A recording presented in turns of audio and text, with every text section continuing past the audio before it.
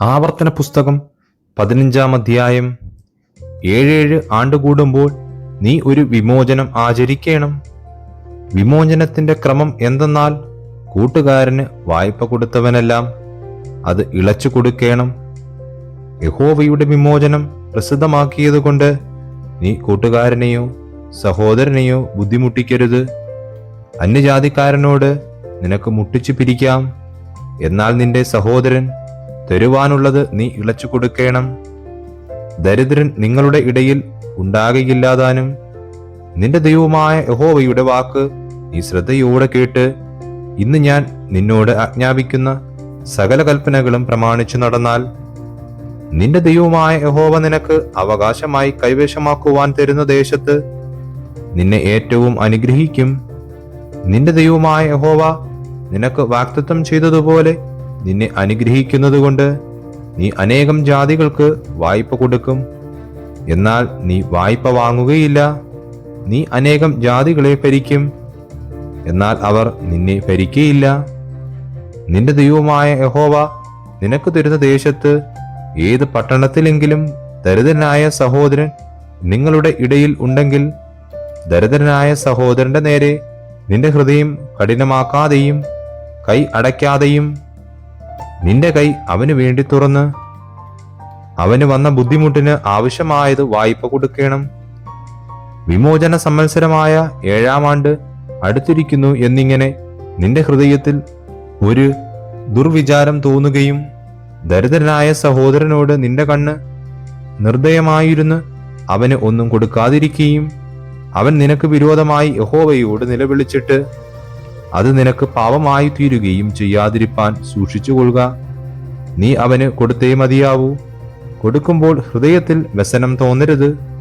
നിന്റെ ദൈവമായ യഹോവ നിന്റെ സകല പ്രവൃത്തികളിലും സകല പ്രജ്ഞത്തിലും അതു നിമിത്തം നിന്നെ അനുഗ്രഹിക്കും. ദരിദ്രൻ ദേശത്ത് അറ്റുപോകയില്ല.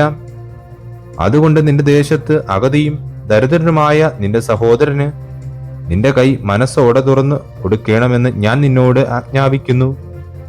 നിന്റെ സഹോദരനായ ഒരു എബ്രയ പുരുഷനോ എബ്രയ സ്ത്രീയോ നിനക്ക് തന്നെ താൻ വിറ്റിട്ട് 6 സംവത്സരം നിന്നെ സേവിച്ചാൽ, 7-ാം സംവത്സരത്തിൽ നീ അവനെ സ്വതന്ത്രനായി വിട്ടയക്കണം.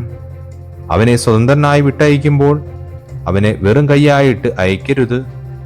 നിന്റെ ആട്ടിൻകൂട്ടത്തിൽ നിന്നും കളത്തിൽ നിന്നും മുന്തിരിച്ചക്കിൽ നിന്നും അവന് ഔദാര്യമായി ദാനം ചെയ്യണം. നിന്റെ ദൈവമായ യഹോവ നിന്നെ അനുഗ്രഹിച്ചതുപോലെ നീ അവന് കൊടുക്കണം.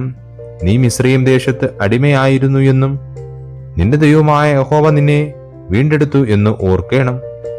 അതുകൊണ്ട് ഞാൻ ഇന്ന് ഈ കാര്യം നിന്നോട് ആജ്ഞാപിക്കുന്നു.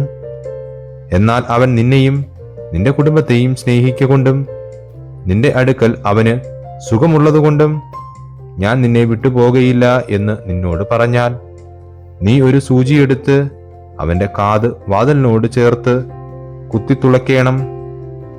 പിന്നെ അവൻ എന്നും നിനക്ക് ദാസനായിരിക്കണം. നിന്റെ ദാസിക്കും അങ്ങനെ തന്നെ ചെയ്യണം. അവനൊരു കൂലിക്കാരന്റെ ഇരട്ടിക്കൂലിക്ക് തക്കതായി 6 സംവത്സരം നിന്നെ സേവിച്ചതുകൊണ്ട് അവനെ സ്വതന്ത്രനായി വിട്ടയക്കുമ്പോൾ നിനക്ക് വ്യസനം തോന്നരുത്. നിന്റെ ദൈവമായ യഹോവ നീ ചെയ്യുന്ന സകലത്തിലും നിന്നെ അനുഗ്രഹിക്കും.